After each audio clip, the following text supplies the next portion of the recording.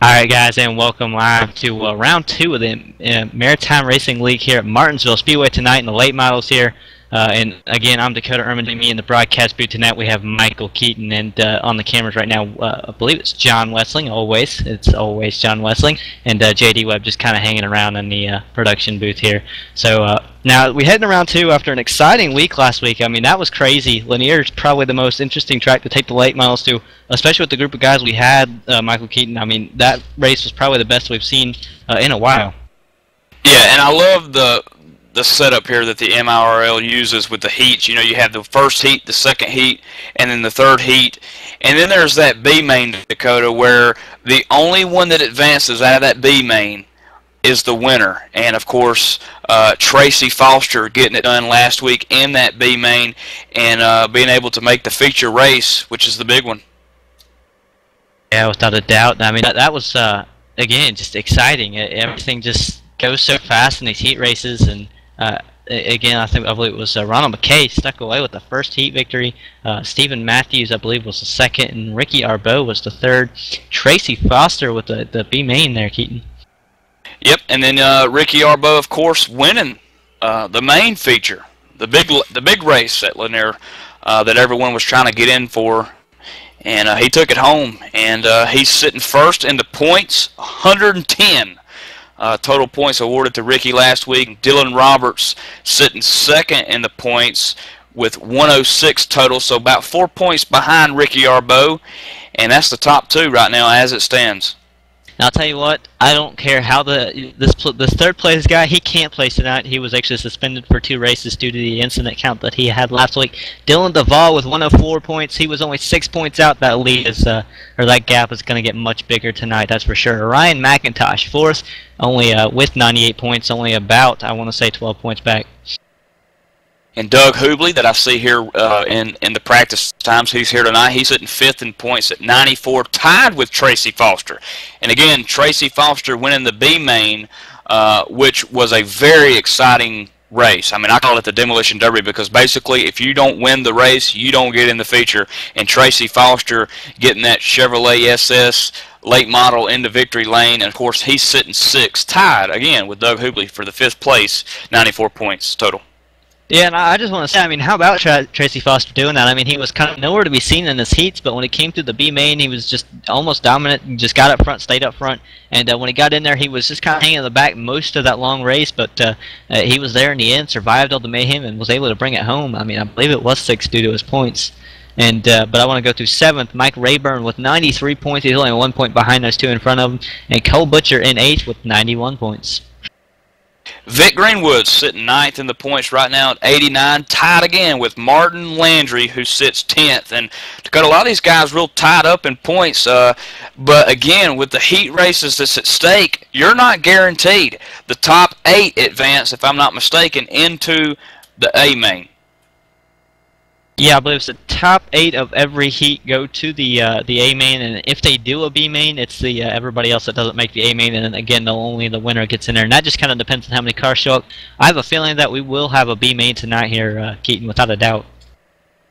Absolutely, and of course, a little bit more drivers on the list than last week too. Got a bunch of new guys in here trying to make their presence known. 2 races into a long season. That should be getting finished around sometime in April, mid-April. So we got a long way to go. We're at Martinsville Speedway tonight. Lanier National Speedway set the tone for a good season so far, I believe, Dakota. Yeah, Martinsville is just always interesting. You got to watch for the breaking points. These are probably the biggest. This is one of the biggest tracks about it. I've seen guys that back up the corners big time, trying to. I don't know what they're trying to do, but this track I've known when I was in the late model, you could just dive it into the corners, and I think that's going to be what happens tonight. You might see some dive bombing because it's possible here if you get the setup rolling right. But no shocker at the top of the board. He had a lot of trouble last week, I think, but I think now he can make up for it. Jake Goodwin at the top of the board in practice right now, Michael Eaton.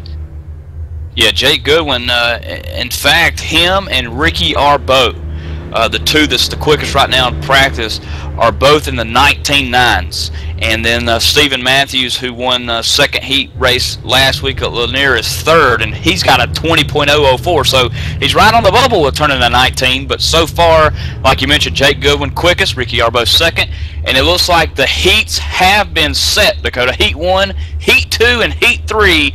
Drivers do know where they're going to race which heat in, and then we're going to learn who's going to finish the top 8. And like you mentioned, the top 8 will automatically be set for the A main, the feature, but the ones that finish 8th, 9th, and back will go to the B main, and the winner of the B main will advance to the A main. So, wow, what a night of racing at Martinsville this is going to be. Without a doubt. I mean, Martinsville is just an intense short track. I know we saw a lot of action at Lanier Speedway last week, but now it's Martinsville, and this is just anything here. And it does look like Jake Goodwin, Dakota, is going to make this first heat race. He's going to start on the inside pole. Sean Pierce on the outside. Yeah, it should be in the third place. We should have John Paul Arsenault, and I believe on the outside should be Mike Alexander. And then there's Dylan Roberts back there in the 31. The 20 belongs to Martin Landry.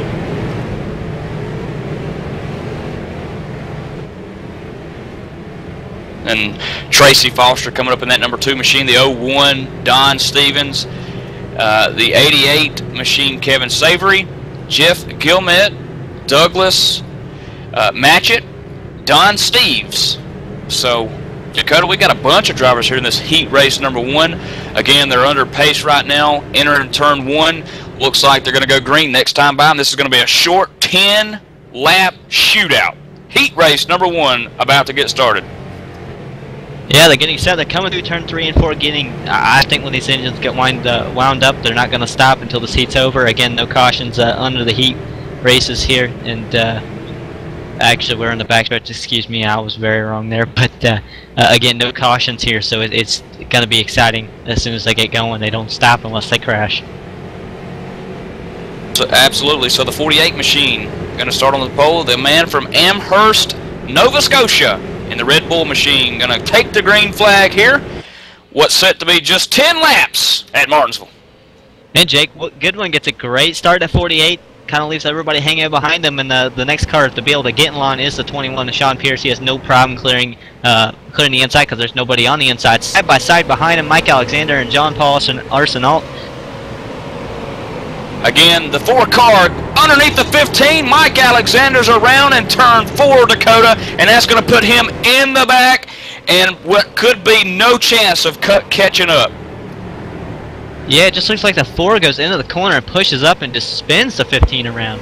Ouch. This is Martinsville. You're going to touch and rub, and it just takes just that ever so slight bump, Dakota, that sends these cars around. But Jake Goodwin in the 48 continuing to lead the way here. The 21, Sean Pierce second, and Jean Paul Arsenault sitting in that 3rd position. Yeah, but I wouldn't doubt the 21's abilities right now in Sean Pierce. I mean, he's kind of close up the gap. It looks like just a little bit at a time here, but I have a feeling that he's going to be there before this thing is over. Looking back here at the number 20 car, Martin Landry putting the old block move on Tracy Foster in the 2, and they touch going into 2, and the 2's going to get under the 20 coming out of 2. A lot of 2's there, Dakota. Definitely a lot of 2's. Now I see, I believe the 21 going, or the 12, excuse me, going underneath the 20. Not quite able to put it there. The 20 is going to keep it on the outside. Ooh. Keep in mind the 12 car, Jeff Gilmet, in the 12 machine, is on that bubble. He's sitting in 8th position. Don Steves is in 9th. He's directly behind him in the 01. He's coming up pretty strong. Jeff's got to be careful here. He's on the bubble. Here comes the 01 out of 4. This is for the transfer spot, Dakota. Yeah, Jeff Gilman, he got the apron going through, I believe that was 3 and 4. One of the corners, he got the aprons. The 01 comes up and gives him a little bit of a love tap there. Don Steves. Ouch.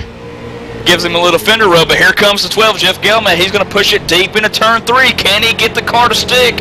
No way. The 01 still holding on to the transfer spot, but here comes the 12, Gilman, with a lot of room coming out of turn 4 into 1. Yeah, I think Gilmet, I mean, he's got a good car. You just got to keep it off that apron. And what he did was he kind of clipped that yellow line and got to grass a little bit, and that just shoved his car up, and he lost a lot of time. As he gets around the 0-1, and Don Steve's looking, not quite able to get there. It looks like Don Steve's able to get a good run on the corner entry, but after, it looks like Jeff Gilmet's already gotten to the corner. A little bit over halfway here at Martinsville in the heat race number 1 with the MIRL. And Jeff Gilmet is the man that we're watching, the 12th car. And the 0-1, that's the bubble. The 0-1, Don Steves has to get by him. If Steves does not get by the 12th car, then Steves is going to be forced to run that B main. And again, folks, the only person transferring out of the B main to the feature is the winner. So it's going to be fun. Oh, right for the leader. Car going through the grass. That's Douglas Machette. And he's going to almost hold up the leader. Looks like Jake Goodwin's going to lose a lot of time. Second place. Here comes second place. He's going to protect the inside. Ooh, Sean Pierce, I mean, he is there. He just, I don't know if he can do anything with him, but he is there with only about 2 laps to go here, I believe. Yeah, I believe Goodwin going to get the white flag this time by Sean Pierce right on the deck lid. The 21, Sean Pierce, half a car length behind going into turn 1. Goodwin trying to hang on to it. Can Goodwin get his first win of the season? Yeah, and that lap car really didn't help Goodwin, but Goodwin looks like he's able to kind of pull out. Can Sean Pierce do anything in the corner? Not quite. He's just about a half lane up. I think it's costing him just a little bit of time, maybe tighten that machine. But either way, he's going to come home second, and Jake Goodwin will bring it home with the win in heat number 1. And Jeff Gilmet in the 12th car going to come home in 8th, which is going to leave Don Steves in the 0-1. Sean Pierce almost getting by the leader there at the end, but couldn't quite get it done. He was close. I mean, that lap car really helped him out, unfortunately. But as they're getting lined up for the second heat, let's see if we can't get a hold of our winner there in the heat race. Absolutely, and again, that was heat race number 1. Heat race number 2 now starting to make their way out on the field, which includes the likes of Ricky Arbeau, last week's big winner at Lanier. Ricky also won the 3rd heat race and eventually won the A main, and to his outside will be Ronald McKay. I think these guys are going to Dakota shape up into maybe a rivalry because Ronald McKay won last week as well, the 1st heat. So both of those guys, really good Eastern Canadian drivers there. And then you've got Keith Mack, Carter Wilson, Robert Lee, and Craig McDonald, the first 3 rows. Yeah, and then you have Vic Greenwood. I believe that's on the outside of the 11, and on the 38 we have Travis Roma, Dave Dyer, I believe that is. Looking back at the 000, Patrick Healy's in this one. The 44 is going to be on the inside of Doug Hubley. Actually, they're all kind of changing up here, and then we'll have Colba Drew will be the last car, I believe, on the outside line here. And again, Ricky Arbeau, Ronald McKay, a pair of last week's winners, going to take the first row here at Martinsville Speedway. Now, we saw a little bit of mix-up in the first heat race, Dakota, where third place guy and the second place guy got into it, which sent one of the guys from third all the way back to the back. He's going to have to race his way in now. But Ronald McKay, Ricky Arbeau, the 2 men on the front row, going to take the green flag this time by. Yeah, Vic Greenwood in the 11 dropping all the way to the back, not sure what happened there, and then he almost made contact with the outside car when he was trying to catch back up. So either way, those two, or he is in the back, and we'll see what he does as Ricky Arbeau gets set to take the green flag. He does it without a hitch. The 97's going to stick with him, though. He's not quite able to get away from the 97 immediately here.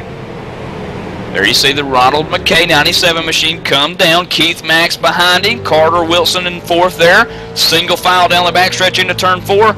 Ricky Arbeau leads it for the first lap.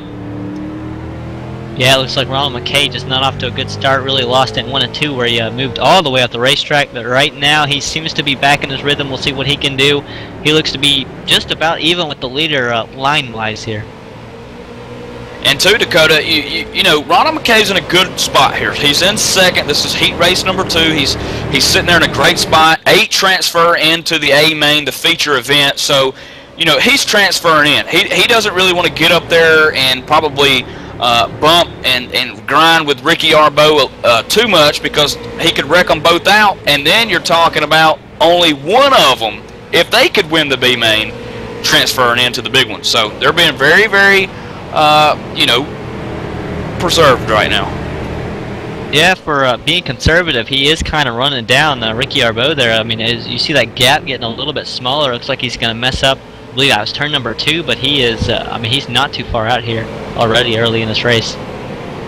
And looking back at the 35 machine just for a second on my monitor, Cole Boudreau there, these guys, I've talked to them before the race. A lot of these guys, you know, they love how we, us Americans, throw out the Canadian, their names, but I know they're going to give us some time to get them. Might be Boudreau. But he's sitting there in that 8th spot, Dakota, and he's working up underneath Dave Dyer in the 29. And I'm watching actually a little bit in front of that. Craig McDonald almost gets in the 41. The 41 gets sideways and has to save it. Oh, Craig McDonald, Robert Lee almost making contact. Now the 41 gets into the 29. They're bumping. Whoa. Making contact. Dave Dyer.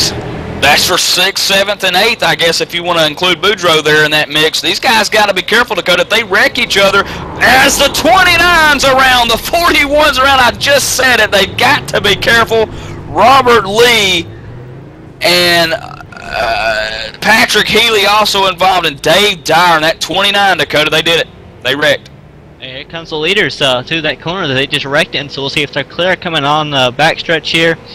Yeah, it looks like there is no mayhem in front of the leaders. The leaders will be safe this time by. I believe that it was your guy that you were talking about, Doug Hublich. He just moved himself in the transfer spot, but he has the 38 of Travis Roma right on his tail right now.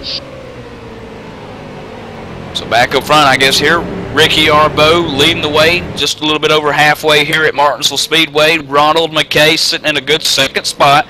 Keith Mack, pretty much the same distance between 1st and 2nd there, between 3rd and 2nd. 2 to go at the line here. Carter Wilson 4th, Craig McDonald 5th, and I believe that's Craig McDonald sitting 5th there. And of course, all this is unofficial until the race admins and race control deems it official. So, but we do know Ricky Arbo is the leader. Yeah, and he just takes a white flag right now with Ronald McKay not too far out. I don't think he's within striking distance unless there's a problem with Ricky Arbo, and the only problem I foresee is Patrick Healy in front of him. If he were to catch him and have problems. There's a car turned around in the middle of the track. Not going to be a problem. Looks like they'll sneak away. Ricky Arbo gets a little sideways, able to save it, and the checker flag is out. He will win heat number 2. It was heat number 3 last week, but heat number 2 this week. New name for the man that just won the race, Ricky Arbo. It's Ricky Arbo 2 in a row. He won last week, Dakota, you just mentioned that, and then he wins here tonight. Actually 3 in a row, because he won the big main last week too. So 3 wins for Ricky already in a very early premature season. That's what you call 3-0, right? Yeah, 3-0. Ricky Arbo, 3 in a row. Or 3-0, is that what you said? Yeah, 3-0. Well, looks like heat race number 3 getting settled here. Heat race number 2 being worked out. Who transfers in, who doesn't, who makes the B main. So all that will be settled out here before shortly. And just climbing out of the race car to talk to us, we have Ricky Arbo. We're going to let him go here really quick as soon as he gets back, or he gets ready to go. But Ricky, how was that race? I mean, you led every lap again, and you're now 3-0 coming into the main. Yeah, 10-4, guys. Thanks a lot. Car feels good. Practice all week. It was felt pretty solid all week. Pretty happy with the team's effort, and looking forward to a good show. All right, well, thanks for talking with us. We just wanted to bring you up, being the heat winner there. So we expect to see a lot from Ricky Arbo coming through the main. He started 2nd in the main. He will start 2nd again in the main, I do believe. Last week was a lot of confusion, but he's up there now. He knows what he's doing, and maybe he can sneak away with another one as heat number 3 is gridded almost, and they're almost getting set to roll. Yeah, they are rolling here. Just in a few seconds, here goes Stephen Matthews to lead the field here. Of course, Stephen Matthews, no stranger to winning. He won the 2nd heat last week at Lanier. Going to start, I believe, either beside him or behind him, Mark Williams. Mark Mark Williams. Yeah, he will be on the outside. On the inside, we will have Dylan Blankhorn. On the outside, Craig Weigel. And then behind the third row here is going to be Chuck Morehouse, Nathan Daughtry. Mike Rhino on the outside. On the inside, Blake Collicutt. And then Kenny Hopper, the 49 car there, and also Mackenzie Brewer in the 89. It's like the little shorter field here, Dakota. Yeah, but they're either way, even with a shorter field, that's nothing bad. I mean, it's only 10 laps, and only the top 8 get in. So I mean, unless there's 8 cars, I don't see. Yeah, 2 won't make it here. So I mean, there's only 2 cars racing for spots here. The rest of them just trying to hold those spots right now.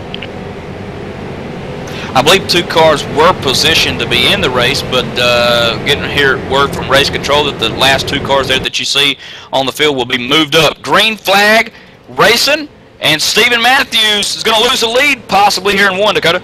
Yeah, that's the first time we've seen somebody get a great restart like that. But Stephen Matthews again was, I believe, a heat winner. I believe it was heat number 2 last week, and he did get to start from the pole due to an issue at the start. But he's able to get back on the inside, keep that lead from the 24 there. Mark Williams, 24, now falling back. He's the almost victim of the Dylan Blankhorn machine in the 67 here. As he goes to the inside, the 67, the 24 almost make contact, but not quite. 67 looks like he's going to be able to power on by it, almost get clear of the 24 here. Yeah, 24 of Mark Williams, one of the Eastern Canadians out of New Brunswick, Canada. He almost took the lead in 1 when we went green flag racing. He's fell down to 3rd. He took a little bit of the wall with him here at Martinsville, but he also proved, Dakota, that there is no high lane here at Martinsville. It's all bottom, and Stephen Matthews doing a mighty good job in that 98 machine down there holding it. Yeah, without doubt, I think that's where you got to be, and that's what's going to make it so hard to pass here. And like I said, I mean, these guys on the inside, they can throw that car down there and still make it turn, and that's how you get speed out of this thing. But the 67 of Dylan Blankhorn being right on Stephen Matthews' bumper, I don't know that he can do anything with them, but he is there. That's for sure. You got the 67 there of Dylan Blankhorn out of Nova Scotia, and the man that's leading the race, 98, Stephen Williams, also out of Nova Scotia. Stephen Matthews claiming the Halifax flag, if you will, and he is leading this race, and he wants to bring not only a Halifax home to Nova Scotia, but he wants to bring those checkered flags home here, which could be a 2-win season for him if you count heat races. Looking at the transfer spot, I believe that was Kenny Hopper turning for the transfer spot by Nathan Daugherty. Uh-oh. You mean Nathan Dirty? Yeah. Hey, that's how you do it, baby. You want into the transfer spot, you want in the feature, you go out there and you race and get it done, and I think that's what we've just seen by Nathan Dirty. Yeah, the last car on the track, I mean, he is, looks like he's having a lot of problems. Mackenzie Brewer being all the way back there, but Kenny Hopper right in front of him, and the 49 again just being turned halfway. He saved it, but I mean, he did lose that transfer spot. Now Nathan Daugherty has ran away from that spot. Looking back up at front at the number 67, Dylan Blankhorn. Dakota, last time by a little quicker than race leader Matthews, and also he may have given Matthews a little shove from behind. Here he is in 4, big head of steam, about a half a car length separates the 2, a little over halfway here at Martinsville Speedway, and heat number 3 as Blankhorn trying to reel in the leader, Matthews. Yeah, I think getting them is one thing, but doing something with them is a whole another thing. Again, it's like one lane here. They can't use that outside lane unless they're just blowing by. But he makes contact. Just barely, he's going to lose a lot of speed because he had to check up so he didn't completely kill him. The 24 is going to be able to get on the inside of the 67 there. So Mark Williams underneath Blankhorn there. Good heads-up move there by the 67 machine of Blankhorn. He realized that could have happened. It could have took both of them out. He recognized that. He recognized the danger. He kept it high. Now he's pinching Mark Williams a little bit coming out of turn 4. These guys race down the straightaway with the white flag in the air for Matthews. Yeah, side by side for who gets to start. What I believe will be a 6th. Yeah, it should be about who gets to start 6th. Dylan Blankhorn not quite able to hold on the outside. And he's going to be able to get to the outside but not be able to do anything with the 24. Dylan Blankhorn will come home 3rd with Mark Williams in 2nd and Stephen Matthews winning again. Yeah, Stephen Matthews, 3rd heat race winner.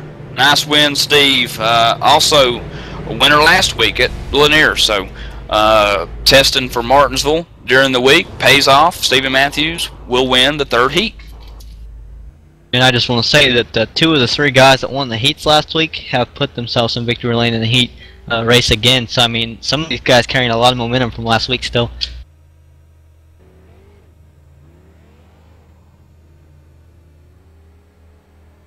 Alright, as we're getting set to, I believe we should have a B main. I'm not quite sure, but I believe that we're going to have the track open back up for practice here momentarily as we're trying to get Stephen Matthews in here. And I believe we have Stephen Matthews now.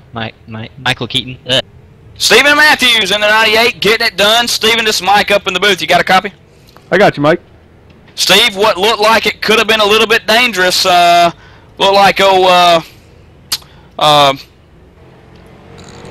Looked like that second place car there, Mark Williams, I believe it was, almost got a little piece of you.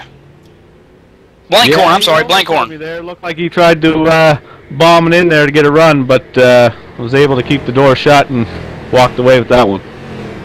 Making the Nova Scotia fans happy tonight, Stephen. This is your second heat race win. Last week at Lanier, you won heat race number 2. Tonight, heat race number 3.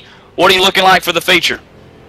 Well, Mike, I hope I finish a little better than I did in the season opener. I started 4th and finished 24th, so if I can do better than 24th, I'll be happy. I heard that, Steve. Martinsville, though, I got a pretty good setup for Martinsville, so I think I'll be in good shape. All right, Stephen. Well, good luck in the A main feature. We got the B main still set up to watch. I know you're going to enjoy that one. Those are a lot of fun. Oh, they are, Mike. Thanks a lot, bud. All right, good luck, Stephen. Thank you. Again, Dakota, that was Stephen Matthews in the 98, getting it done in the third heat. So just a little quick rundown. Jake Goodwin winning heat race number 1. Ricky Arbo, heat race 2. And, of course, we just talked to him, Stephen Matthews, heat race number 3. Now, Dakota, where do we go? We go to the B main, which is the exciting race of the night, other than, of course, the feature. Yeah, without a doubt, but we have a small practice here going on right now, and so while they get things set up, we're going to go ahead and step away, take a quick commercial break, and we'll be right back for the finish here.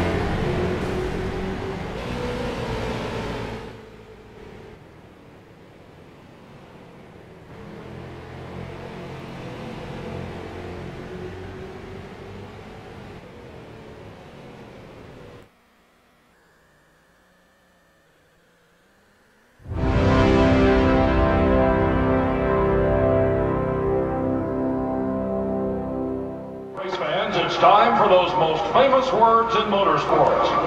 Drivers, start your engines!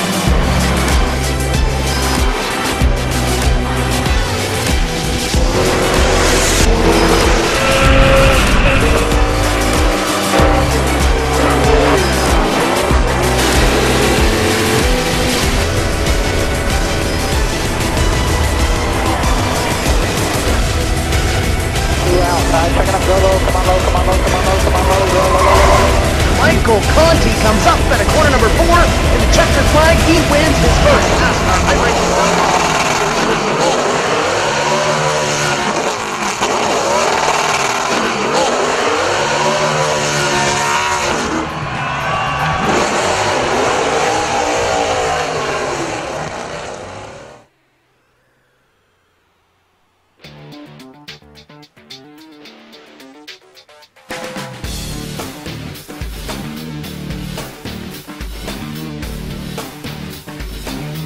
Inside SimRacing.tv, the fastest show on the internet. Sim racing news and reviews since 2007, with new shows every week.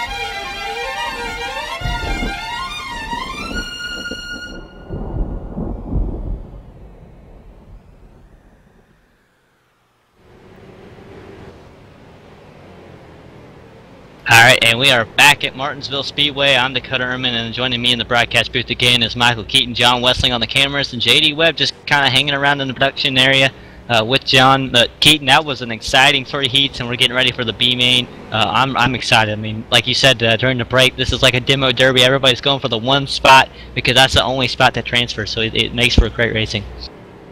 And a couple of these guys, I believe, practicing right now are the B main participants. I'm not entirely sure. I think they may have opened track up to anyone who wants to practice. But yeah, as I see, yeah, it's open practice. Jake Goodwin out there, of course, he won heat race number 1. Just getting a little bit more track time. So you never know here at Martinsville, Dakota. Like I mentioned, we saw that this is definitely a 1-lane racetrack, and it's the bottom groove. So it's about getting those tires adjusted just right, the track bar, you know, all the fine details that go along with getting this car set up. These guys going out, getting the last few preparations done. Yeah, and it's nice that the admins give them track time while they're trying to get the B main field set up right here. Everybody can use it, like you said. And it does make for a little bit of fun watching because people can practice pushing the limits and also how well the fenders hold up, I guess. That's what the 49 was testing again, and that was I don't know who that was. And now there's another car going around and on this roof. Good time to test the fenders, like I said. Absolutely, yeah. Practice still underway. And again, if you're just joining us, this is the MIRL League, Martinsville Speedway. We've just finished the first heat race, the second heat race, and third heat race. Jake Goodwin winning number 1, Ricky Arbeau number 2, Stephen Matthews number 3. Practice is underway for the B main, which is 20 laps, no cautions, and only 1 will transfer to the feature, the A main, the winner. And if it's anything like last week at Lanier, I do not want to be the pole position guy because that's where everyone is gunning for. And at Martinsville, sometimes you can be used as the brake. I know that I've raced Martinsville several times, and usually I'm used as someone else's brake. So we can see that tonight, Dakota. I think we did see it more than once, and I believe it was the third heat race where Stephen Matthews was being used as a brake a few times, or just trying to get pushed out of the way, either one. But as I watch this practice session, I'm seeing a lot of guys having trouble hanging on the cars. I wonder if they switched their race sets and are working those out probably right now.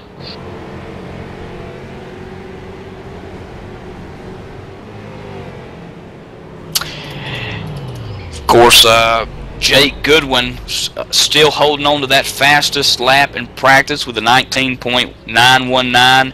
Ricky Arbeau, second fastest in practice with a 19.980. But Ronald McKay joining us in the booth, 5th fastest so far at Martinsville. Ronald, last week you won the first heat race. No heat race winning this time, but how does it look for that feature? It doesn't look too bad. I think we got a good car.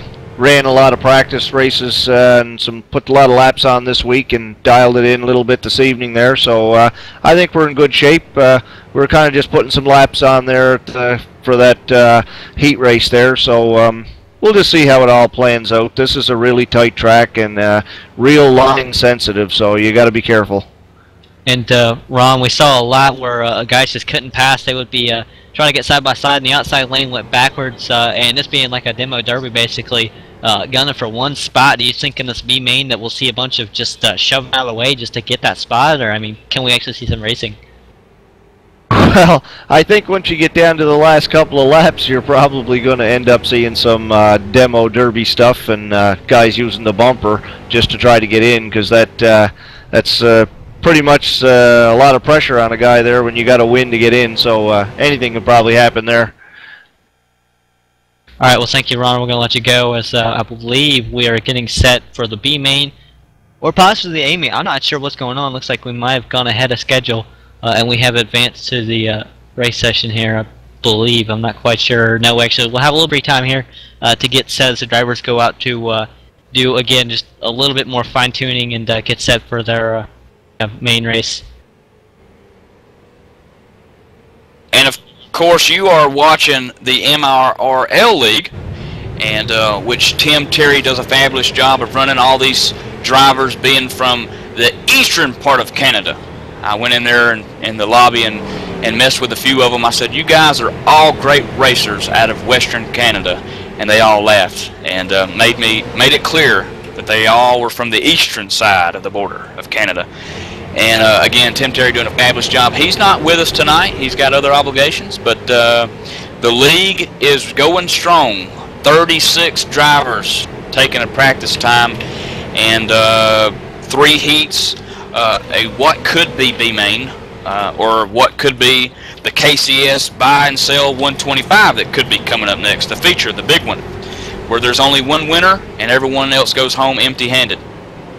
Yes, as broadcasters, we get left out a little bit. We don't know what's going on a lot of the time, Keaton.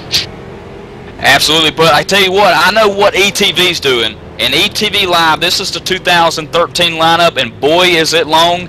Go ahead and grab you a Coke and some chips. Monday night, the 9:30 p.m. Eastern Standard Time. Right now is the Full Throttle Cup Series that's going to be starting in February. Again, that's sponsored by Bob Earl Racing. Last year, Bob Earl sponsoring a fully designed race car seat that could be used for your simulation, racing simulation from your home.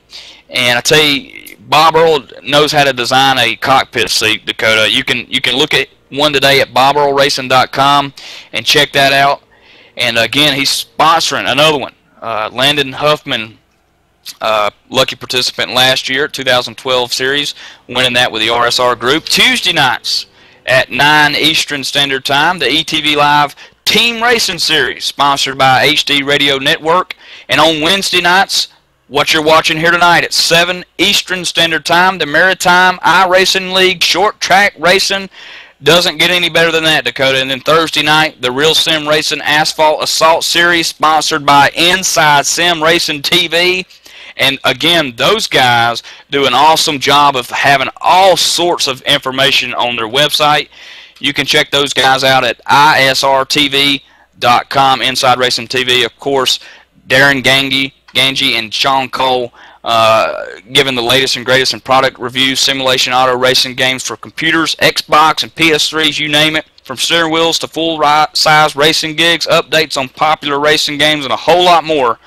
They are the yellow pages of online auto racing. Inside Sim Racing has it all. And of course, to follow it up on Friday nights at 8 Eastern Standard Time, the Super Speedway Cup Series. And of course, right now, Dakota, for just a couple of more weeks, we've got the Thursday Night Thunder with the RSR group, the Real Sim Racing guys with the trucks, and then on Monday, the Icebreaker League, and that's starting to get wrapped up here. Yeah, it's definitely closing down, and I just want to talk about the Inside Sim Racing TV deal real fast. I just want to throw something out there. They have some nice toys in that show sometimes. It's really something you want to watch. That's where I go to kind of look at stuff and see what's new. But I want to talk about ETV Live Radio. If you can't watch the broadcast, you got to go. It's time where you catch it on. It's possible to catch it on ETV Live Radio, supported by HD Radio Network. Features classic rock every hour, every day. You can also catch live events such as Race Day broadcast right from the booth, and the Winter is Motorsports Show on Monday nights from 6 to 8 p.m. and Fast Track Racing Series weekly at 7 p.m. Tuesday nights. And starting Thursday, January 24th, the Pit Report at 7:30 with Josh Gerlach and Kyle Tarska. ETV Live Radio featured in the sports section of iTunes. Get the mobile app from tunein.com and look for us on Windows Media Guide. ETV Live Radio on the HD Radio Network. And again, this is ETV Live, and you are watching the MIRL, the Maritime iRacing League out of Eastern Canada. Every driver that you see right now on the screen is from the parts of Eastern Canada. And I want to tell you something. I thought Eastern or Canadians, Dakota, could only play hockey. There's more than meets the eye here. These guys can race, and they know how to do it in these late models. And the field, with that being said, Dakota, has been set. This is the KCS Buy and Sell 125 at Martinsville Speedway with a lineup, Dakota. And I was actually informed that we will not be running a B main. That is confirmed.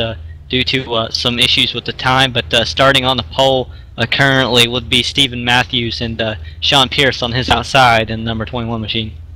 Ronald McKay in the 97 going to start third, and to his right, the 61, a man who's won 3 races, and then the one big one at Lanier last week, Ricky Arbeau. Yeah, I'm not quite sure what Ricky Arbeau is where he is. He should actually be, I believe, third and ahead of Stephen Matthews. So I'm not sure whether the starting line was messed up a little bit. But either way, John Paul Arsenault will be in the 6th position, and Mike Alexander in 7th. Keith Mack starting 8th. Dylan Roberts starting 9th tonight. Dylan Blankhorn, we saw quite a bit of action from him earlier, starting 10th, and Robert Lee starting 11th. Kevin Savory in the number 88 starting 12th. 13th belongs to the 24, Mark Williams. Jeff Gilman and Craig Weagle make up your next row. Nathan Daugherty, or it could be Nathan Dirty, in the number 6, going to start 16th. Carter Wilson in the 27 car, going to roll off 17th.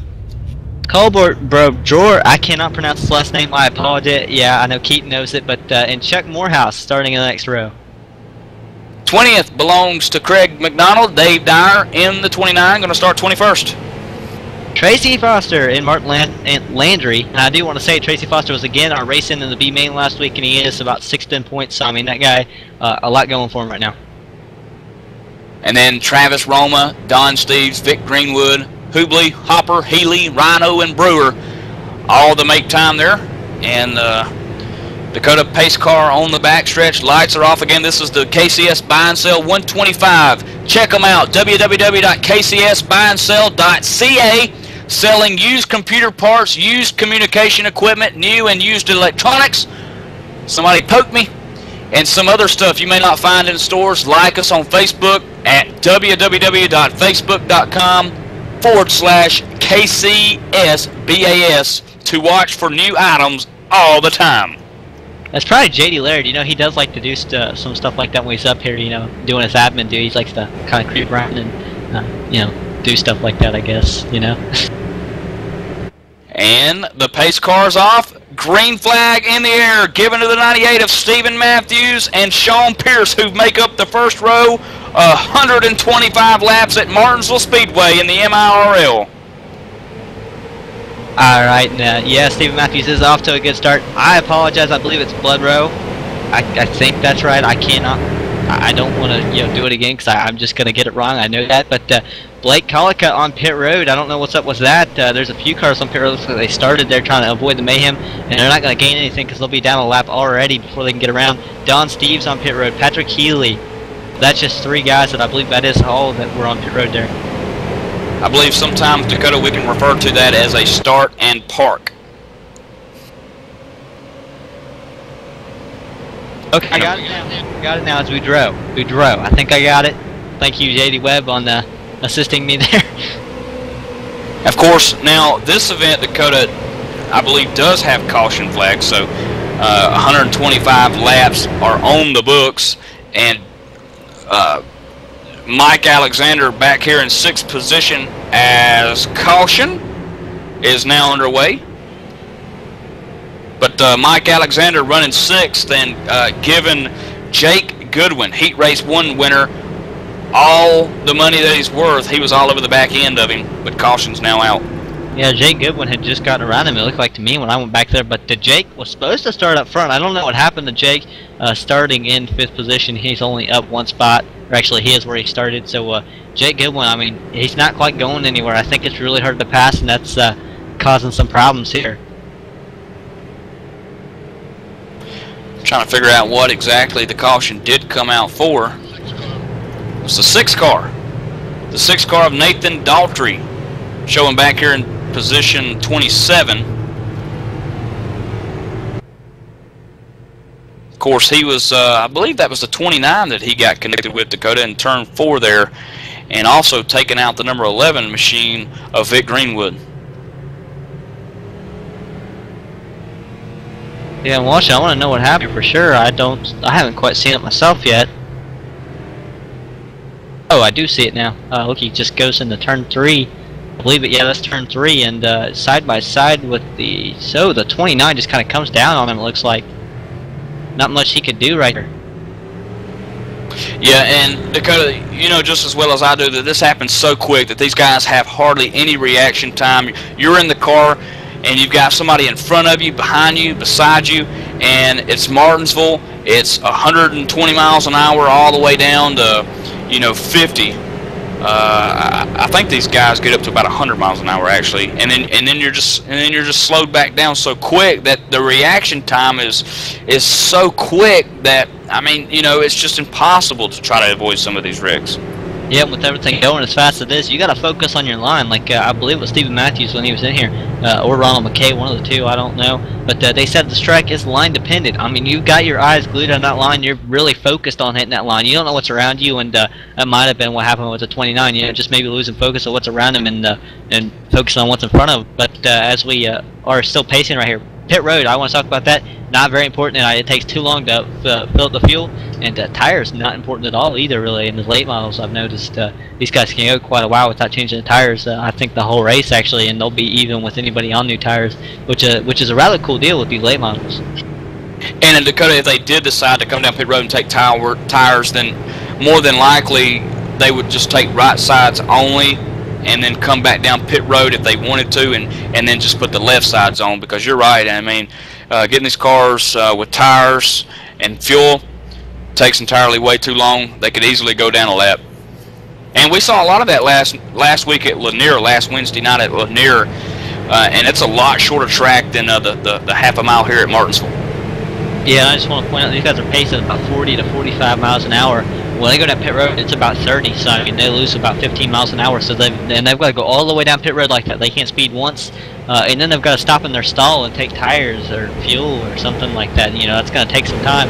As the pace car is off, Stephen Matthews gets set to lead him back to the green flag. Here we go. Stephen Matthews is going to take the green flag. It's out. He's not rolling. Now he goes. He doesn't get quite the restart he needed. The 21's still on the outside, but he should be able to. Nope, caution's out. The 21's in front of the 98 here. That was quick. Absolutely, and it looks like Vic Greenwood back there in 29th, and the 11 machine is going to be the root of that one. The green flag was flown, and then immediately following that, we saw the yellow back out. It looked like Vic might have just hit the apron there and lost it all on his own. So just a self-solo spin there. Didn't hurt anybody else but Vic. Oh, yeah, it looks like what I'm watching here is he's coming to 3 and 4. He's gassing up the throttle because of this green flag and just turning the wheel too much. Gets a little loose and then slides across the apron. I don't think it was the apron that got him loose, just turning the wheel way too much. Looks like fighting it for sure. Ever so slightly. It's pretty easy to turn these cars around. They're heavy, but they're easy to turn around. It just takes a little tap from somebody. No lucky dog recipient this time, as Vic Greenwood was involved in the caution.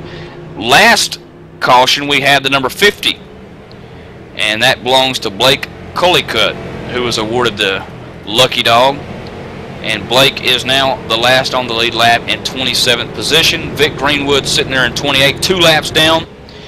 And all the way back to 33rd, Patrick Healy, 10 laps down. I think that was one of the guys who had to start and park. And I did say Sean Pierce had gotten around the 98 of Stephen Matthews on the restart. He had gotten around, but he will not keep the spot. I guess that Stephen Matthews was deemed with the spot before the caution flew there. Of course, Sean Pierce out of Newcombville, Nova Scotia, part of Pierce Racing and South Shore Speed and Sound, doing a mighty good job out there right now in that Toyota, sitting in second on the outside of Matthews, although those positions have not changed since we've went green. We're 14 laps into this race. Pace light still out on the pace car, so it looks like we're going to go at least one more time, Dakota. Yeah, 10-4 on that. Is the 98 still? I believe he's going to choose the inside. I don't know if these guys have lane choice. Some leagues allow it, some leagues don't. But the 98 sitting on the bottom, as the pace car lights are, like you said, I believe still on. Yeah. Of course, if you're just joining us again, this is the Maritime Racing League out of Eastern Canada, and second race of the season at Martinsville. The first one was a dandy at Lanier. Ricky Arbeau taking home the big trophy last week. Ricky Arbeau winning a heat this week. but Ricky has yet to make his presence known with leading the lap at Martinsville. So far, it's been all Matthews in the 98. As the pace car lights are still on, I want to take the time. I want to talk about last night, what happened here in ETV Live. A new Pro Series champion was crowned on the top 25 made the DWC for the next season. And the only reason I bring this up is because Dylan Duvall, who was racing here the first week, has now been suspended for 2 weeks. He was second in points, or third in points, excuse me, and he's been suspended, so we can't race. But Dylan Duvall was in this pro race and only finished 15th. But again, Chad Lawton getting the win there, the championship, and Jared Crawford giving it up, speeding on pit road at the end of the race. It was a heck of a race. Only had about 2 cautions, I believe. It was extremely intense. We'll just say that the whole race as the pace car goes off. We'll get back here to Martinsville Speedway with Stephen Matthews taking them to the green flag here. Stephen Matthews taking us to the green flag for the 3rd time here tonight, working caution number 2. Sean Pierce on the outside in that 21 car. Going to get a good restart. He may come down in front of Matthews. Nope. Caution's back out on the Speedway of Martinsville, and this caution is belonging to the 29th position car of Vic Greenwood. Again, well, he comes out of turn 3 and turn 4, and it looks like he just spins it out. So probably some handling issues on that 11 car, Dakota. Yeah, quite a few maybe. I'm telling you, I think he was fighting that wheel, but I think he was just warned by the officials, tighten up, that's your second spin on a restart. So I think he was being warned, and if he doesn't, he will be parked, that being a second warning.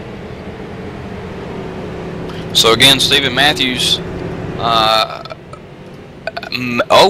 he may, Dakota, Stephen Matthews may have lost the lead. Sean Pierce crossed the start-finish line there and getting credit for a lap led in that 21 car. So this is going to be, wow, Sean Pierce is your new leader, Dakota. That's getting it done. Going to happen last time, though. I mean, Sean Pierce got out there. He's got great restarts. He's got the track position. I think he can do it. I mean, it's just so hard to pass here, and he did it the perfect time. If he can keep those restarts going, this is his race to lose, really, it looks like. Yeah, Sean Pierce has actually given away the secret. Sean Pierce has gave away the secret here, Dakota. It's pass the leader and have a caution come out as you're doing it. Sounds about right.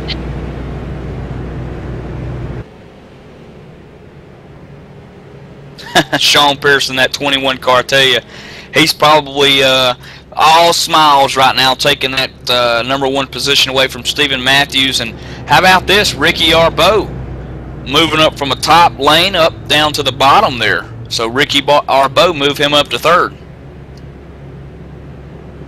Yeah, that's. I mean, he's been moving. I have a feeling. Of course, that M&M Custom Colors sponsoree of out of Fredericton, New Brunswick, Eastern Canada. All these guys, big time NFL football. Oh, I mean NHL fans. A lot of these guys from the parts of Nova Scotia, Brunswick, and many other parts of the Eastern Canadian sections.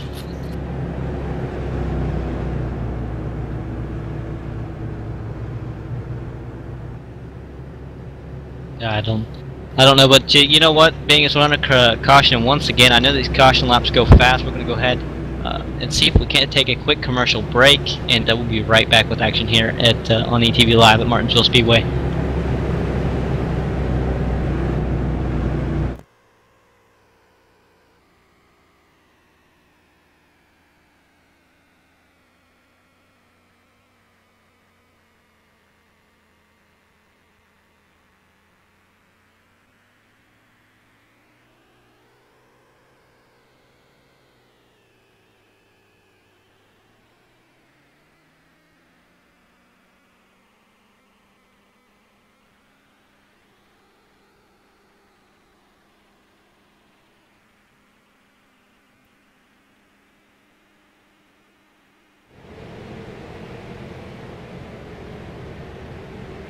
Alright, and we are back here at Martinsville, and I know we said we was going to commercial. I had a little bit of a technical difficulty there, but Sean Pierce taking the green flag. He's going to clear the outside lane and get right in line. No caution in turn 1 this time. So I take it Victor Greenwood has tightened up his car, and we are rolling. Here comes Stephen Matthews kind of wiggling around in the middle of the backstretch, not sure what's going on. He's not going to make the move. He might make a bump. Nope, he's going to kind of back off just a little bit there, and Sean Pierce will walk away with the lead as we have caution on the Speedway. And this one might be the big one here at Martinsville. Multiple cars involved. Looks like it's going to start out of position number 5, and Jake Goodwin. And it looks like he got a little bit of a love tap from Mike Alexander in that 15, and that's going to set up a whole bunch of cars coming under the pit. I wanna take an onboard lap with this Ford, and I mean, how did he get through that? I see he was behind it all, and I'm looking. I mean, all he sees is wrecking in front of him, big gap, wall, and he just kind of sneaks around on the outside. Nice job by Jean-Paul Arsenault, as Keaton says, because I cannot pronounce that name. I'm not good with names today, am I? Yeah, Jean-Paul Arsenault going all the way from 10th to about somewhere along the lines of, I don't think he got credit for passing all those guys. I think when the yellow come out, Dakota, it froze the field. But there you see it on the replay, guys. Look at the 48. That's Jake Goodwin that you see there. Look at all those cars turned around, heading the other direction. The 20 piling in there at the top screen there. One other car coming in there, the green and black car at the top on the wall. And, man, I tell you, if Martinsville ain't a clutter, when someone wrecks, then I guess Bristol is, huh? Maybe. You know, and it's so hard to get on the binders here. I mean, the motors are already glowing from getting hard on the brakes going into the turns, so you can imagine pumping them even harder. And Dakota, a lot of people will do that. When someone sees someone spinning, they'll hit the brakes, and a lot of people don't realize, and I still don't even get it, but I still do it. I slam on the brakes, and what happens? The car spins around on me. It loses control, and I end up hitting the wall. If all I would have done was just let off and pump the brake, you know what I'm saying, pump the brake, then you could keep the car under control and show that, and steer that car in the direction that you want it to go. But at Martinsville, it's kind of hard to remember that. Extremely hard, especially when you're already on the brakes. I mean, you got to use them even more, just to slow down even more. But when I watch this, what I think happens is the 15 enters too low, and that was just that was kind of like a sign he was going to push up in the center. I knew that was coming. I mean, you have to enter a little bit higher than he did, as he was looks like he was trying to go the inside, and just wasn't quite there. I mean, honestly, he should have maybe took more of an arc to the corner or something. But the 15 just kind of pushing up in the center right there. And of course, Mike there.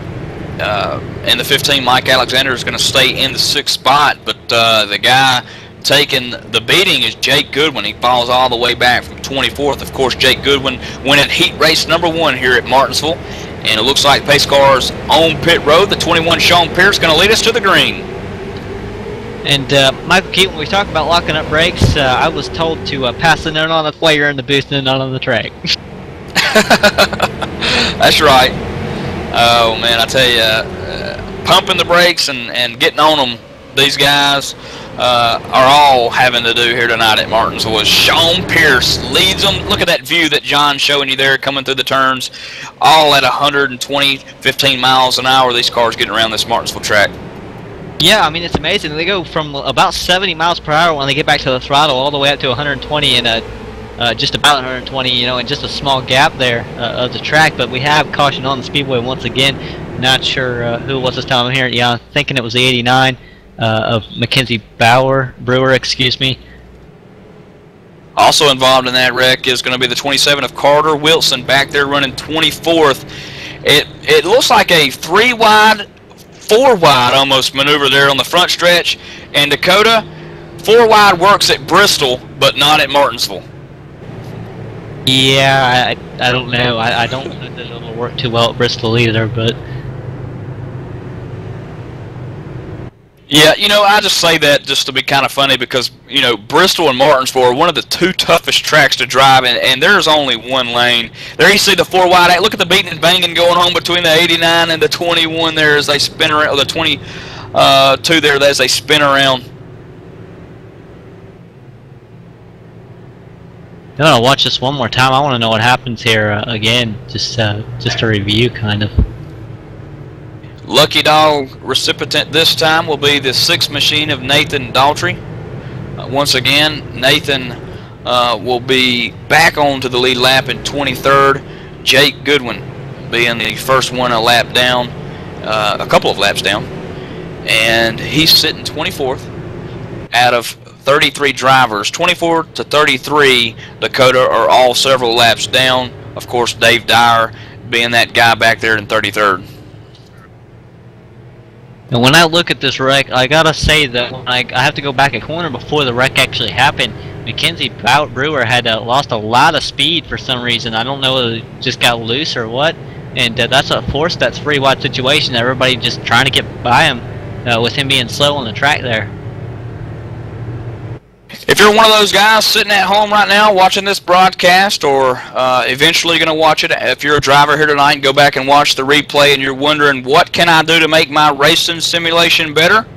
Well, this is what you can do. You can go to www.bobearlracing.com. This is a simulation racing cockpit designed by championship race car driver himself, Bob Earl. Who better than a real race car driver to design one of these things than him? This guy knows exactly what it's like to be behind a comfortable racing seat. He wants you to be the same way at home. The design features a fully adjustable seat and frame, additional monitor stand, and shifter mount that can be bought separately, Dakota. And I tell you, proud sponsor of the 2013 RSR Full Throttle Cup Series. You can get one of these for only $349 plus shipping at bobearlracing.com. And we already know Landon Huffman's been enjoying his. We've seen the pictures, and we've heard the his remarks about the cockpit, and he's enjoying it. Yeah, and that was a real cool thing that Bob Earl did in sponsoring that series and giving away that seat. As we get set to go green flag racing, and the pace car is off. Sean Pierce getting set to bring them to the green flag. They work through 3 and 4. Almost the green flag's out. Almost there, and that's where the spotter. You see him getting jumping on the outside there. Stephen Matthews was ready to go, and it was just too early. I mean, he wants that jump like Sean Pierce got earlier, and Sean Pierce able to clear him and get in the corner without a problem. And I think I see the 97. Is that Arbo coming to the front? Ronald McKay, actually. Yeah, Ronald McKay sitting in 3rd spot in that 97 car. He's also got the 61 of Ricky Arbo, who's fell back to 4th, and the 31 on the outside of Arbo, that belongs to Dylan Roberts. Now, he put on a show last week at Lanier. He's starting to put on one here at Martinsville as he's hanging out high on the outside at Martinsville, making it happen, Dakota, in 3. Yeah, but he's going to lose that spot again. It's a line-dependent track. He looks like he could have got to the bumper of the 61, backed up just a little bit, and that's going to cost him a lot of speed. Here comes the 61. He's trying to get to the 97 now. Stephen Matthews has now actually been ran down by, it looks like Ronald McKay, and the leader of Sean Pierce is kind of leaving these guys a little bit. Just a step further back from the 31 there of Dylan Roberts, we've got Dylan Blenkhorn, who's got Keith Mack trying to look underneath the white car that you see on the screen there, the 22. And turn 2 comes out, trying to get a run, a head of steam built up there. Dylan Blenkhorn, of course, putting on a good show in the heat race earlier on. Yeah, good show, and I don't remember who it was. Who was the other guy that we had a nickname for? I'm thinking Dougherty, because we were calling him Dirty, I believe. Oh, right? yeah.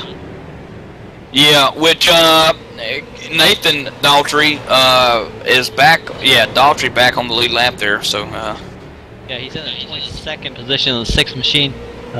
Looks like the guy in front of him just came off the corner way low, maybe a little loose, but good action back there, I would say, because he's. I mean, these guys are coming in, getting close to each other behind him, and he's closing on the guys in front of him when they mess up. So I mean, it's going to be a line-dependent deal here. If we can go caution-free for a while here, as we are 40 laps in this thing, the leaders will be there in just a few moments. As Mackenzie Brewer now on track, being ran down by John Pierce, the leader, because he's only about half the lap from being a lap down, actually less than half a lap, about a straightaway length. Looking at position number 8 belonging to the Jean-Paul Arsenault in that 4 car out of Eastern Canada as well, as everyone else here is tonight. He's got Kevin Savory in the 88 behind him that just lost it. Look at him there on the screen, bottom screen there. 88 car almost losing it here at Martinsville.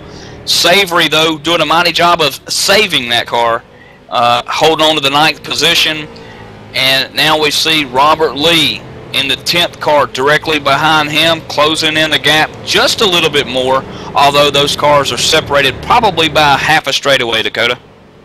Yeah, and how about Craig McDonald in 11th? I mean, he's doing a nice job as he goes to the inside of Robert Lee, not quite able to get there. Gets the grass a little bit loose. There's a lot of speed. I mean, he's cutting the corner, but he's got to enter way high to do it, and that's costing him just a little bit of time, or the time that it would take to be a lead contending car right now. But he is underneath the 41 once again, not going to make contact. He's going to be able to clear him, looks like right off of that corner there, and I believe he'll cross the line and take over 10th position. But behind them, Travis Roma kind of creeping into the picture in the 38 machine. He's now working to get underneath that 41 with a problem. He's coming. I'm telling you, the guy's on a roll. Kenny Hopper, again, we saw him in the heats in the 49 machine. He got turned for one of the transfer spots in the 49 machine in 13th. Of course, Kenny Hopper sporting that burgundy-looking Chevrolet paint scheme there. He's got his door or his rear deck lid full of the number 2 of Tracy Foster, who's working the 14th spot underneath him in the black and orange-looking Chevrolet that you see. 35 also directly behind in a little bit of a heated battle. That's Cole in the 35 green machine with the gray hood there that you see on screen up high. Here we go. They're almost 3 wide. They're basically 3 wide. Tracy Foster going to back out of it. Remember, Tracy Foster be mean and kind of race his way up to the front at the end of the last race. He knows how to be smart and how to survive these things. I think that was a smart move backing out of that because he could have easily been taken out there. So now he's side by side with the 24. Creeping into this picture now we have, looks like the 35 making contact with the 49. A few guys creeping in this picture. Carter Wilson in the 27. The 24 of Mark Williams both in this. Behind them, Jeff Gilman, looking for who else. I mean, this is a big group of people here. Mike Rhino's in there.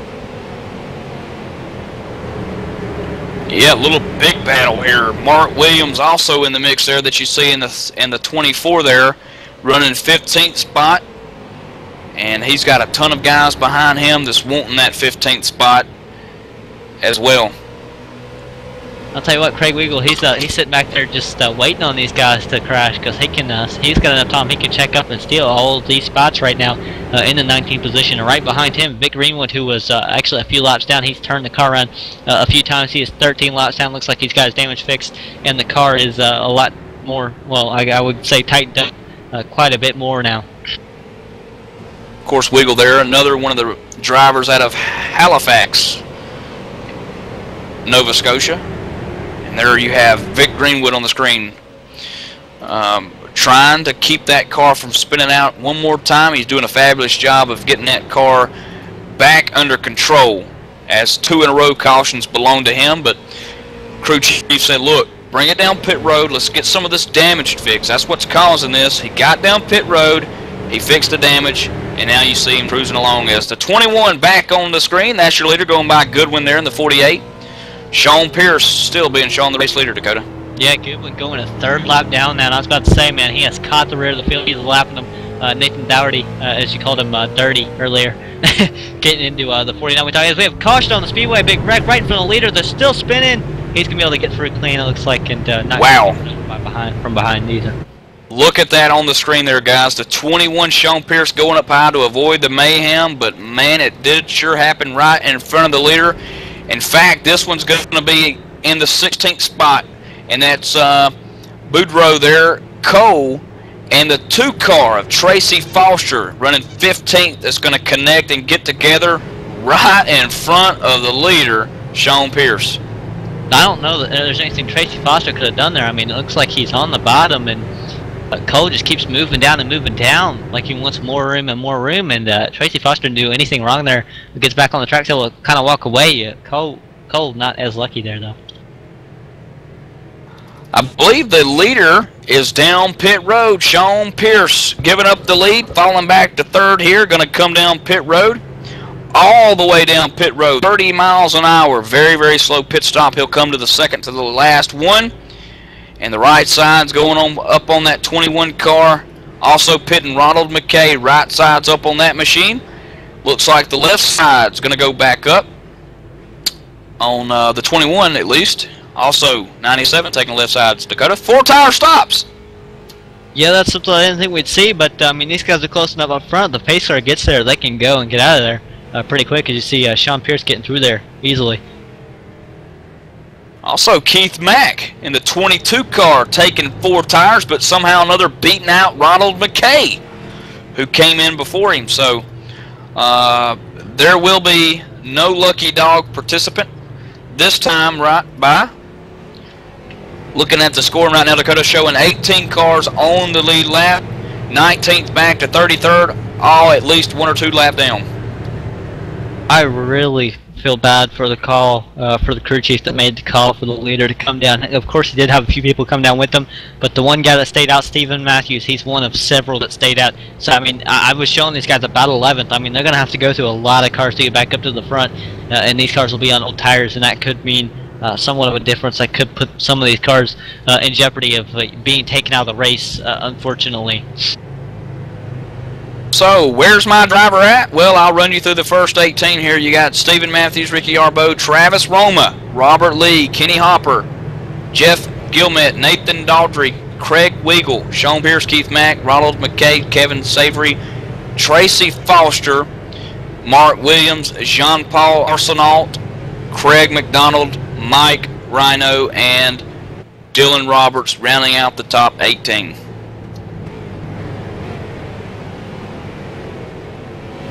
As we get set to go back green flag racing, these guys just work off of turn number 2 and into the backstretch here. The 98 Stephen Matthews is going to lead them to the green flag this time. And you got to remember, he has had trouble in the restarts. He started to step it up once he realized that's where he needed to win it at. He's going to kind of speed up and take the field of the green, or get ready to take the field of the green here as he works out of turn number 4 here. Almost to the green flag. These guys have to wait, and you'll see him get a good jump here. Here goes Stephen Matthews. Gonna not get the jump he needs. Looks like the outside of Ricky Arbo is gonna be able to clear him and get maybe clear. Not quite. Stephen Matthews hanging the inside.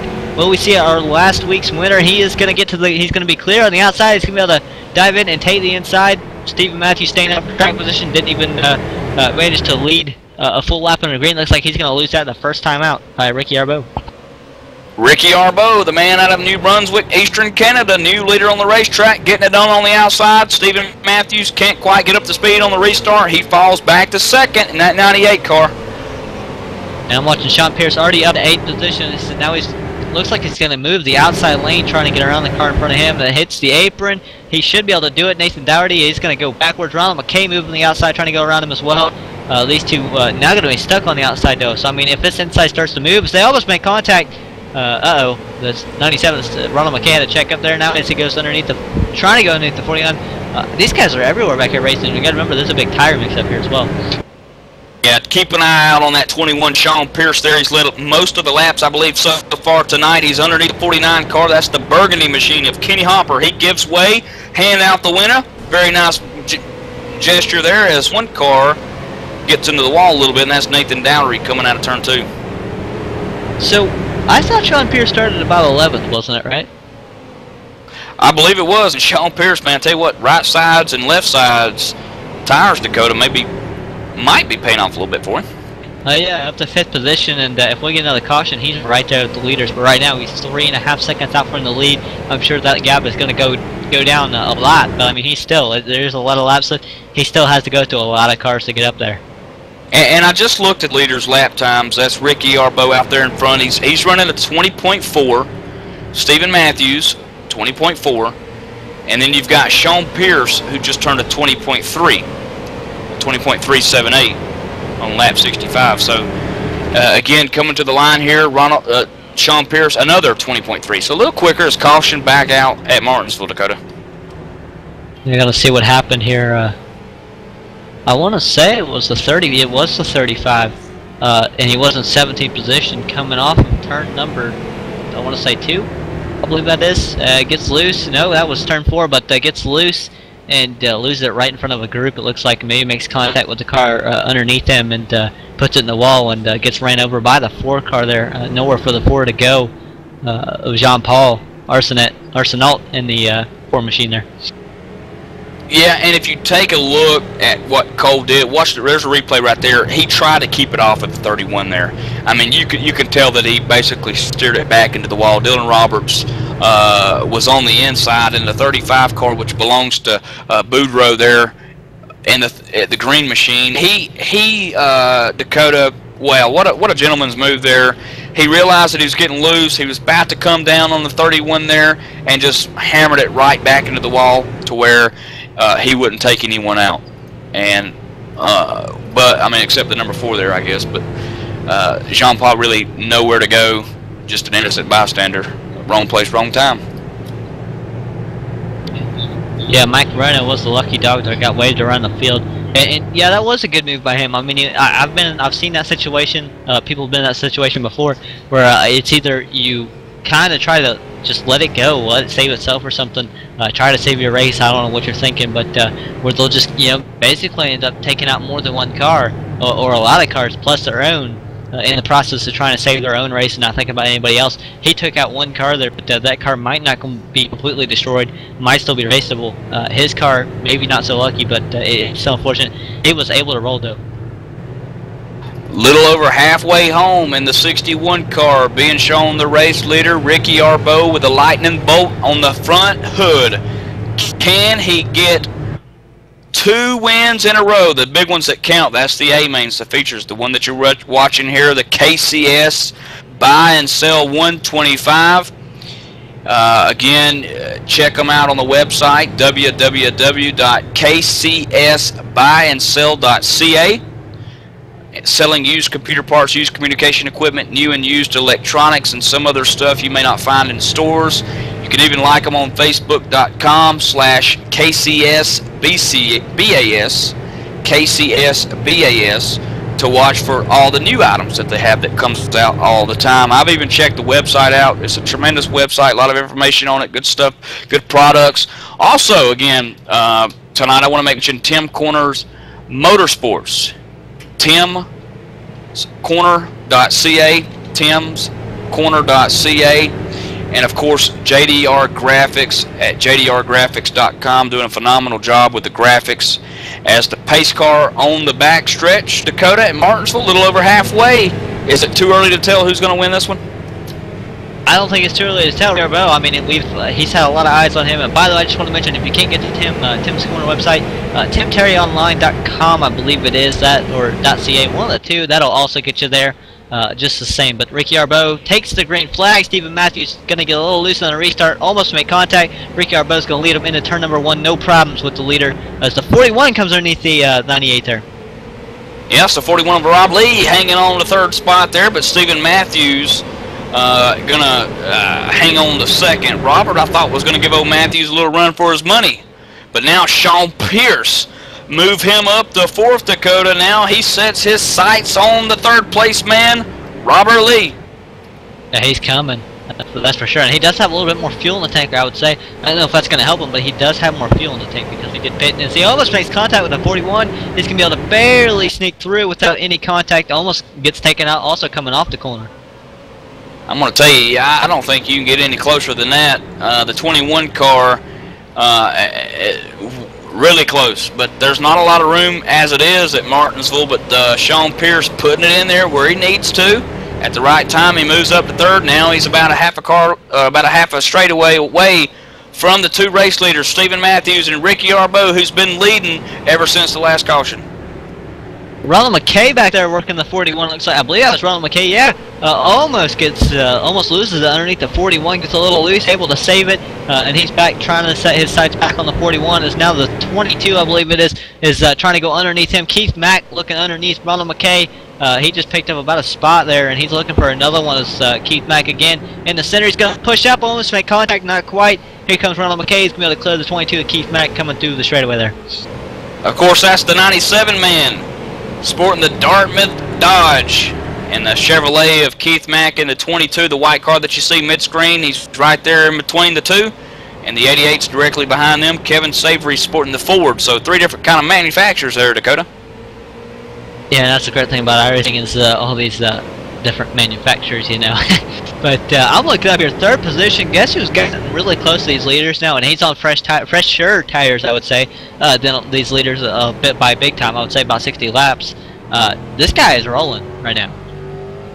And of course, that's Sean Pierce, who has in doubt, looking on board of the Sean Pierce machine there in 3rd position. He's got the 2 men that he needs in front of him. but he's going to have to wait to do it because caution is back out. I think that actually helps him because he's going to be a lot closer here. But as I'm looking, I see the 49 of Kenny Hopper turning around. I'm going to kind of rewind here and see what happened. Looks like I'm watching the 200 behind him. Ooh, he gets the wall. It comes down and collects the 2. That's Tracy Foster again getting collected. Once again, nothing he could do. I mean, he's just in bad spots tonight. As Kenny Hopper just getting tight, hitting the wall off of, I believe that's turn number 2. In front, going from 10th position to probably the back of the field now. He actually was scored 12th across the line last time. As he spins, is trying to get on the pit road. He's turned around. Not sure what's going to happen here. I believe he's maybe trying to get to the garage. I don't know. That's a weird way to go, but yeah, he does get turned around, and now his toe seems to be wildly knocked out. I don't know if it was like that before, but it's extremely bad now. One car that did head to the garage, and that was the 4 car that you mentioned. Wrong place, wrong time again, that you'll see come in here and pile drive somebody. That is Jean-Paul Arsenault taking an early exit here with Ricky Arbeau working lap 81 this time by out of 125. Laps continue to wind down, but we're not going to go anywhere, Dakota. We're going to go side by side where you won't miss a thing. We'll be right back after these messages.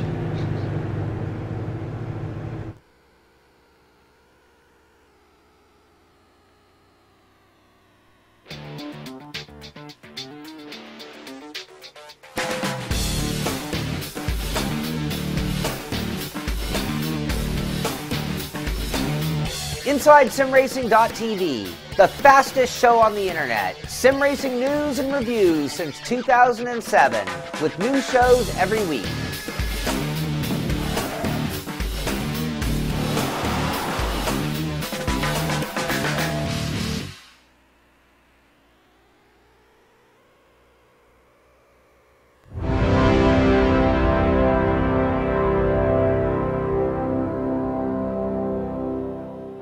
It's time for those most famous words in motorsports. Travers, start your engines!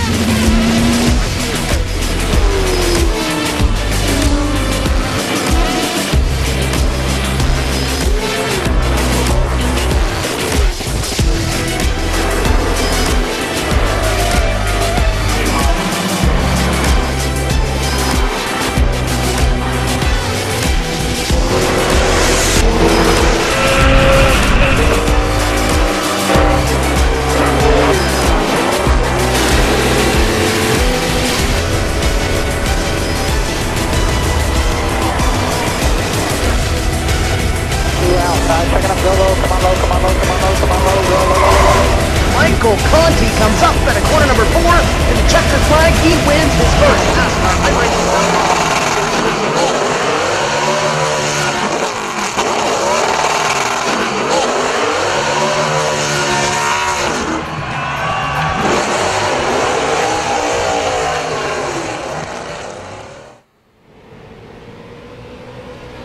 And we're back live racing at Martinsville Speedway. A lot of action on the track everywhere, side by side, bumping, banging. And then you also have to think about that Sean Pierce being up front. But we're going to go ahead and we're going to crank it up on ETV Live here.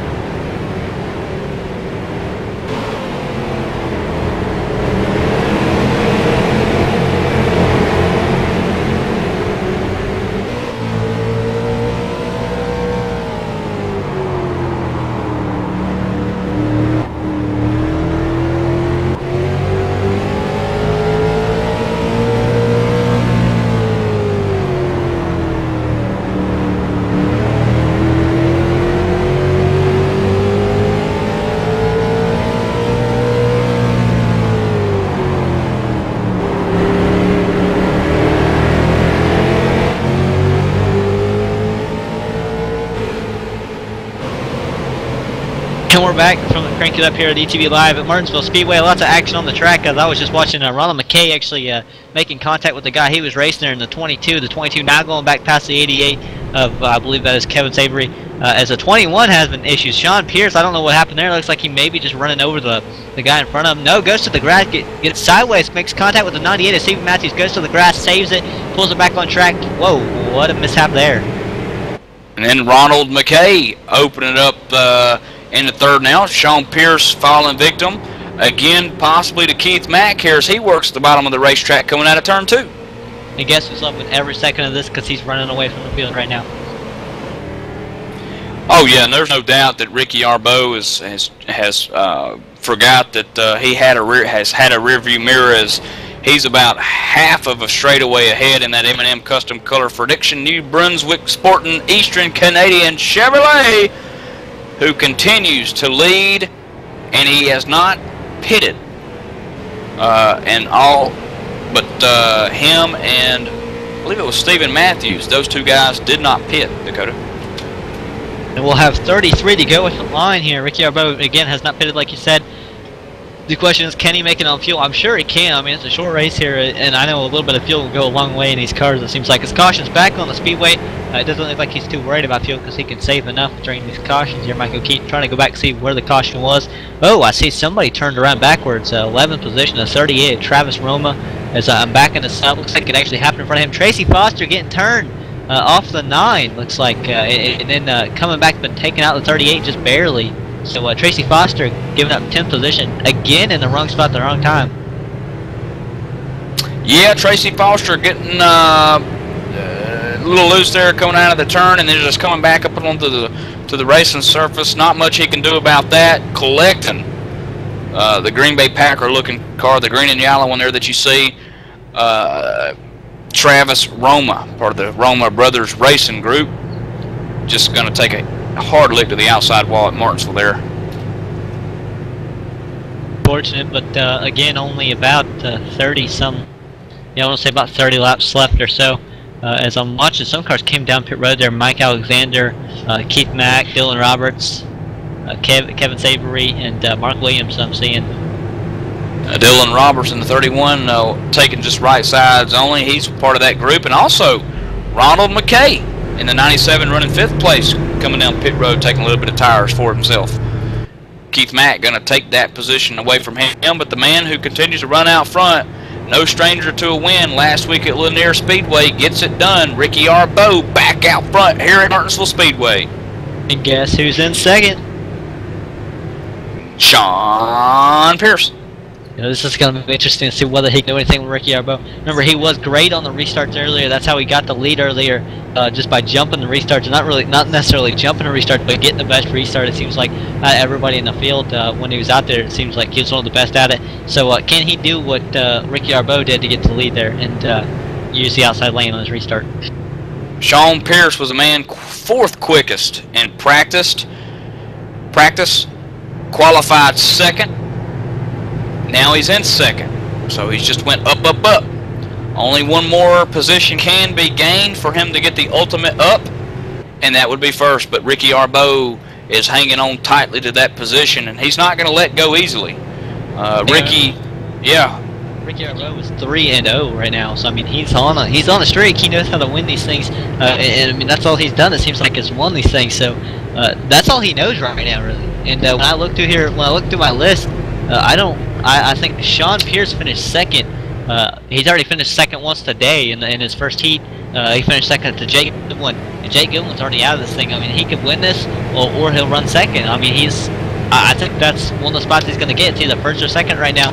But another something we can't, put out of our head right now. Some of those cars on the fresh tires in the back, they could do what he did and come to the front here on those fresh tires. Ricky Arbeau, 3 in a row, going to take the green flag here. The 21 car on the outside, the orange and golden looking rear Chevrolet, seeing if he can hang on to the outside. He's not going to be able to do it. Couldn't get up through the gears quick enough, going to fall back to 2nd. Basically a full car length behind Ricky Arbeau to go down the backstretch. I think Ricky Arbeau, he knows what to do on those restarts. He's maybe got a little more experience than what the 98 had when he was up there of Stephen Matthews. there in the 34. Now, the 34 was a wave run just a few laps ago. He's now in third. He's going to get fourth. He's going to get a bump. Ronald McKay also up there. The 22, Keith Mack. The 31, 3 wide going down the backstretch as we head into turn number 3. Mike Rhino going to back out of it. The 88 behind him going to kind of back up. Here comes Ronald McKay on the outside. He's trying to make something happen here. Who says you can't bump draft at Martinsville Speedway at 110 miles an hour? Well, Kevin Savory says you can't do it. Or Kevin Savory says you can do it, and he made Mike Rhino aware of it, didn't he, Dakota? A little bit. Man, I tell you, Kevin Savory, the man out of D.O. Kelsey, Nova Scotia, and the Nova Scotia Construction Company crew, giving him a little bit of bump as we're back under caution.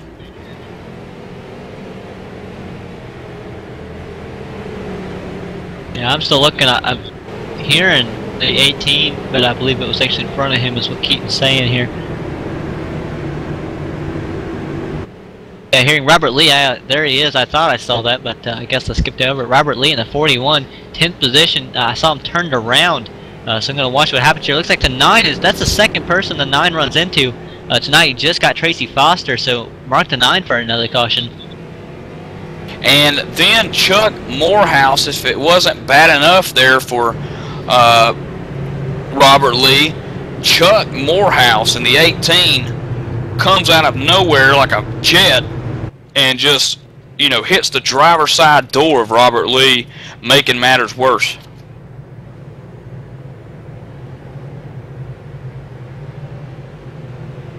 Lucky Dog recipient, the number 6 machine, which belongs to Nathan Daughtry. We're showing Dakota 10 drivers on the lead lap. Once Daughtry gets his lap back, there'll be 11 drivers. And, of course, 33 making the start here tonight at Martinsville. In the feature race, the A-main. That's about how many it was last week we were talking about this point in the race. Late in the race, less than 20 to go now. As I believe it's actually less than 20 to go, maybe a little bit over. Actually, I want to say just about 21 to go here, actually. And just a quick run through of the top 11 that are on the lead lap. Ricky Arbo getting it done out front right now. Sean Pierce second. Keith Mack third. Dylan Roberts. Ronald McKay 5th. The 88 of Kevin Savory running 6th. 24 car belongs to Mark Williams. He's in 7th. Stephen Matthews 8th. Nathan Daughtry moving up to 9th now. Mike Rhino falling back to 10th. I believe he pitted. And then the 41 car, of course, Robert Lee coming down pit road. He's in 11th. Still currently, though, on the lead lap. And as I can say, now we have exactly, at the line, we'll have exactly 20 laps remaining here in this race. And either that 20 laps will go by fast, whether it be under caution or green flag conditions. That either way, it's going to go pretty quick here. Yeah, Martinsville is one of those tracks that's just at half a mile long and almost nearly a flat track. I mean, if it's got any bank to it, it's a small amount. Of course, on the straightaways, these straightaways kind of remind me, Dakota, of an Indianapolis. Once you come out of the turns, you know, you got that long straightaway that you just try to build all kinds of speed up. And then you're talking about getting down to around, you know, 60, 70, 80 miles an hour in the turns. It's not an easy thing to do. Yeah, and that track, the corners are flat. You really got to stick the tires below the line and hope they stick there. And it's really hard to set up a car there. I know that also. Ricky Arbo, though, getting set to do it again. Let's see if the 21 can try this again here of Sean Pierce, I believe. And Ricky Arbo's going to get a good restart. The 21 can't quite do anything. The 22 of Keith Mack's coming underneath the 21. Remember that 22 being on fresh tires here. Looks like he's going to be able to almost get clear of this 21. Sean Pierce is going back. Ronald McKay gets the wall back there. These guys know that it's coming down to the end here, Dakota, as they try aggressively to get Ricky Arbo out of the lead. So far, can't quite do it. The 22 of Keith Max takes over 22nd. Second position. He's in the 22 car. He's taken over the second spot from Ronald McKay. He's going to try to run down your leader, Ricky Arbo, who's about 3 or 4 car lengths ahead. Sean Pierce got sideways, saved it, but that's going to allow Ronald McKay to go by, like you said. So that's a new third-place car. Remember, Ronald McKay just nailed the wall a few laps ago, and as I watch this battle for the lead, looks like the 22 is much better than the 61 right now, but Ricky is going to have to hold on for dear life. I think he can do it. Not many laps remaining here, as I believe it'll be just about 16 at the line, but caution flag is out. Caution's out, and it could be the number 9 car in 12th spot of Craig McDonald, bringing us out of caution here, Dakota. Yeah, that would be the 3rd caution in a row. The 9 is involved as I'm looking. It looks like the 48 just runs him over. Not really anywhere to go for the 48. And that would be Jake Goodwin who won the first heat there. Of course, still trying to get word exactly on if anyone's going to receive the lucky dog. But here's you see on the replay the 9 car, the blue car, right there, and Jake Goodwin in the 48 directly behind him. Just a little piece, just a little love tap. Enough to send him around. Good view of that 9 car there, though, Dakota. Yeah, for sure. That 9 car went for a ride. That's for sure. Also, I'll tell you what. Why don't we go ahead and step away for our final commercial break of the night before we do post race, and we'll come back and we'll finish this race out with the about 16 laps that it has remaining right now.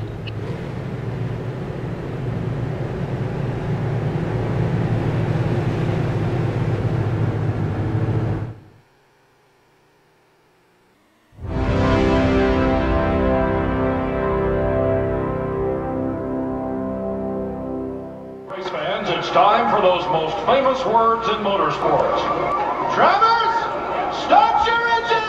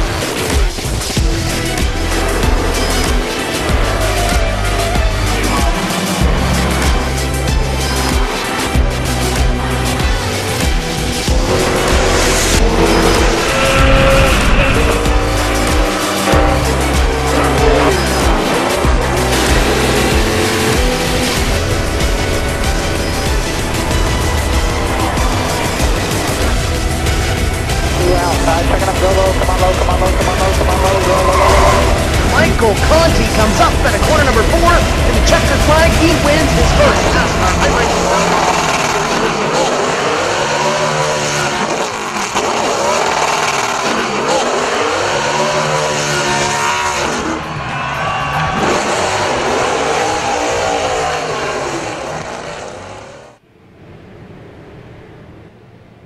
Alright, and we're back at Martinsville Speedway with ETV Live in the Maritime Racing League. As we're pacing in the backstretch, about to go green flag race, and the pace car is about to pull off Michael Keaton. We have just about a 10-lap shootout, a little over a 10-lap shootout. It should be 11 right at the line. And Ricky Arbo, nothing but thumbs up from the crew chief for his side of the family, as it says. The 61 car takes us to the green. The 22 Keith Mack on the outside. Good run for him. He's going to have the lead momentarily in turn 1, but Ricky Arbo going to take it back over in turn 2. Yeah, there goes Ricky Arbo. He's going to be clear, and the caution's going to come back out. Just when we start to get out of the seat, we get back down into it because of the caution here at Martinsville. Trying to figure out who it is, Dakota. I don't see anyone around on the racetrack. I see skid marks, but I'm not sure the actual cause of the caution here. It looks like they might have saved it really quickly. You know, sometimes the 89 car, 24th spot, Mackenzie Brewer. That, yeah, the 89 car there. I guess just enough spin there for the flagman to deem necessary to bring the caution out. Although he did get the wall and collect himself back up. Yeah, it looks like the 08 kind of came up into Mackenzie there.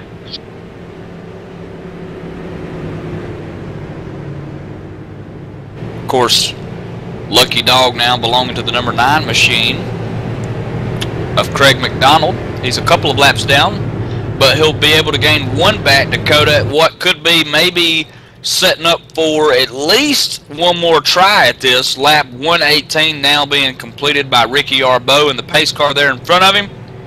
Lights are still on, so we'll at least go 2 more And then you've got to think they'll at least take that one initial lap, and then if a caution were to fall, it could end under caution. And I know Ricky Arbeau's probably sitting there in that car thinking, man, you know, just don't look in the rearview mirror and don't look at the laps. And again, only 11 laps, or not 11 laps, excuse me, 11 cars on the lead lap. Losing my train of thought there, and one of them seems to be a way back, maybe going down pit road, highly damaged, and that's the 35 of Cole. Yeah, Cole Boudreaux there, coming down pit road in 11th, as you mentioned, and Craig McDonald is getting the lucky dog, but again, he's only going to go up to 12th and still be at 1 lap down. So a lot of, I guess you could say, a lot of racing to go here. It's kind of like an NCAA basketball game. You know, you get down to the final minute, and it just seems like it takes 20 minutes for the game to end. It's kind of like this right here, but when it comes down to the final wire, this is when everyone says, all right, I've got to give it all she's got, and sometimes that causes the caution. But with our racing, we're not, we do not have the green-white checkered, I guess, as some may call it. And so once it's in the books, it's in the books, Dakota. Yeah, with 5 laps remaining, it's actually going to be 4 when we take the green flag. They're actually going to pace for another lap, it looks like. So we'll have 4 laps remaining when we go green flag racing, I believe. If we get a caution, there will be no white flag, or there will be no green white checker. Like you said, there will be no more 1-lap shootout deal or anything like that. It will be over. Race number 2 almost over at Martinsville Speedway. The KCS Buy and Sell 125 last week was the Rustic and Towing at Lanier. And this one's setting up, baby. Race 2 of 12 for a short season at MIRL live on ETV. The Eastern Canadians taking the late models around for at least 4 more laps at the green, Dakota. Yeah, and here comes Ricky Arbeau. He's getting set to take the green flag. We'll see if he gets a good restart. There he goes. He's gonna take off and leave the 22 at Keith Mack on the outside. He's gonna be able to get clear. There comes Keith Mack to the inside. He's gonna get to the bumper. Not gonna be able to do anything. Ronald McKay touches the 22. It looks like almost, but not gonna do anything. It just lose a lot of speed really. Caution is out. The race is over. Ricky Arbeau will win. I believe Keith Mack will come in second. Ronald McKay in third. Wow. That one happened mid-pack, and I'm telling you, it's one of those things where you just close your eyes and drive right through it because you know that it's going to end under caution. And that's what we saw a lot of these guys do, and it piled them up, man. I tell you, starting with the 35 of Cole in the 11th position, I believe is where that caution originated. Yeah, I'm watching Cole Boudreaux, excuse me, and yeah, he just, I don't think he had anywhere to go. Looks like the 6 just kind of makes contact with the 21, moves down, and just kind of puts himself around on the 35's front end, and right in front of the rest of the field. The 20 and the 35 make contact after the wreck, puts the 35 around. He doesn't make any more contact, and is able to roll away there. There you see in the mid-screen there, the 6 going around the 35 there. Now watch, he'll get collected right here by the red car that you see behind him, the 20. And then, of course, the 49 in the burgundy car narrowly escapes. But a lot of cars collected into that one. They start to come pile through there. But this one's over. This one's over. Race is over. No lucky dog. Ricky Arbeau. 2 big wins back-to-back. Keith Mack finishing second, as you mentioned, Dakota, and Ronald McKay just to round out the top 10 here. Stephen Matthews, Dylan Roberts, Kevin Savory, Mike Rhino, Sean Pierce, Mark Williams, and the 35 of Cole Boudreaux getting there in the 10th spot. And just to go ahead and say, Nathan Daugherty, the last one on the lead lap, finishing 11th.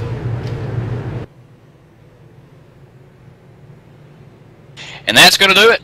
That's the official, well, unofficially, I guess, but more than official, as this one now has been declared over.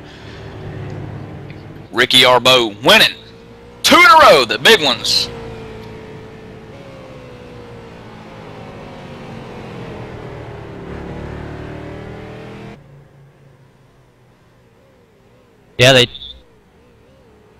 Yeah, and I guess that we now have Ricky Arbeau already in the booth, and Ronald McKay also joining us and we're going to go ahead and go through this real fast, and Keaton, will let you go ahead and go with our winner.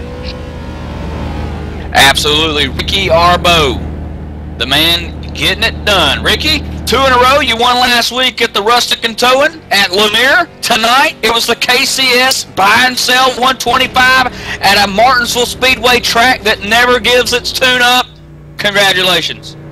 Oh, I can't believe it, guys. This is the longest winning streak yet I've had on iRacing, so it feels good.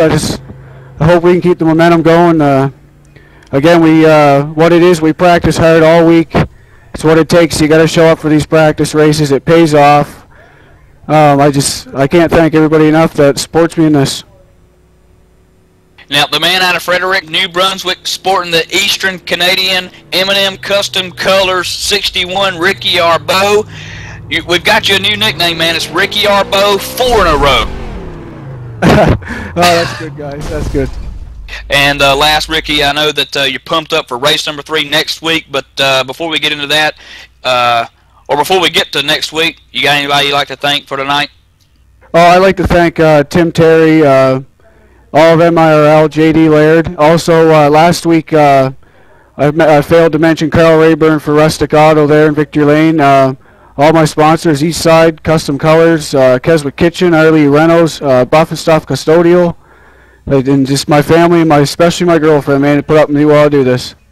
Absolutely, and Ricky Arbo with a 2nd win, surely going to keep the point standings lead going into next week, race number 3 at New Samara Speedway. 140 laps set for that one, or 125 laps set for that race. And Dakota standing by with a man who's sitting 16th in points, Ronald McKay, trying to squeeze the gap on the points leader, Ricky Arbo, Dakota. And Ronald McKay, man, you went through a lot of controversy to finish 3rd. You even, towards the end of the race, came down pit road. You found the wall. You went around the 20. I don't think I can recap everything that you had to go to get to 3rd. But can you walk us through a little bit of what happened? Yeah, we probably misjudged on our fuel a little bit with our setup there, and we ended up having to pit a couple of times, and means I was in there, I figured we might as well take some tires, and just came back through the pack there. It was hard going tonight, a lot of lap cars and a lot of stuff going on, so it was tough getting back through there, and then all them cautions at the end. We had a really good car, just not enough time there at the end to make anything happen. You're not going to pass guys like Ricky and Keith on one lap. It's going to take 4 or 5, and when you're only getting 2 or 3 at one time, it's a hard game. But this is good. I mean, this is a top 3 finish. Little help in the points after last week's disappointing finish. We had a really good car last week, and didn't get a chance to show it. So I'm pretty happy about this. And Ron, man, what was that like, bumping and banging side by side, all the stuff you had to go through? It was pretty good, really. I mean, the guys that I was running with all night was it was pretty good. I mean, there was myself and Kevin Savory, Stephen Matthews, Keith, Ricky, Sean Pierce, even Dylan Roberts there for a while. We were all running pretty close all night, and it was pretty good. You know, like running against them guys, you know, you can beat and bang a little bit, and you know, you got a chance of making it out the other end of the corner. Them guys are not going to take you out purposely, and it all works out pretty good in the end and makes for good racing. I had fun tonight. And what do you have going into the next week? Maybe something for the victory? Yeah, we struggled at New Smyrna last year, so if that's where we're running next week, then we got a little bit of work to do, but we'll get at it. We'll see what we got in the back in the garage, and put something underneath the car and go after them. See if we can knock Ricky off the podium. And finally, man, who makes it happen for you? Geez, but I mean, we got a Dartmouth Dodge there, and Tim's Corner Motorsports. A big help is Tim. I mean, Tim does a great thing for this league and everything, and you know, he really helps out a lot. He does a lot of stuff to keep this going. And my 2 teammates, Kevin Savory and Stephen Matthews, we work real hard together, along with Doug Hubley on setups and stuff and practices all week. And them guys are as big a part of this as I am, so they're a big help. There you have it from Ronald McKay. He did a great job tonight to bring it home in the 3rd position. Keaton, that was a great race, and I mean, I don't know how to put it into words. It's just they did a great job tonight. it was a lot of fun, and I think that J.D. Laird was actually there to admin. He did a great job adminning as well tonight. Yeah, absolutely, Dakota. And again, you know, it just shows that these Eastern Canadians really know how to drive these late models. They do a fabulous job. And week 3, New Samara racetrack. We just heard it. That some people's got some work to do. Ronald McKay says that he's got to go into that thing. He's trying to chase down Ricky Arbeau, who's won 2 in a row, big races in a row, 4 in a row, if you will, with the heat counted. And it'll be fun to see if Ricky Arbeau can keep going, keep the streak alive. And we'll find that out next week at New Smyrna.